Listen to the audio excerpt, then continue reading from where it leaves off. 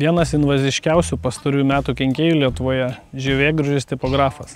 Norint operatyviai nustatyti šio nepageidaujamo kenkėjo buvimą, miškus rekomenduojama apžiūrėti bent kartą metuose. PATA patarė eglynų apžiūras atlikti nuo gegužės vidurio iki birželio pabaigos, nes Liepos pradžioje medžių kamienuose jau pradeda vystytis šių žievėgraužių kiaušinėliai. Pirmieji pažeidimo požymiai šviežiai užkrėstose eglynuose – mažos maždaug 1 mm skersmens skylutės žievėje ir šviesiai rudos spalvos žievės pjuvenos aplink eglės kamieną. Ilgainiui vabalo sukelti pažeidimai susilpnina egles ir jos žūva. Šiuo metu labai svarbu sutelkti dėmesį į užkrėstus ir nusilpusius medžius, juos eliminuojant iš medyno. Taip užtikrinsime geresnę miškų sanitarinę būklę ir galėsime medieną parduoti neprarandant jos vertės.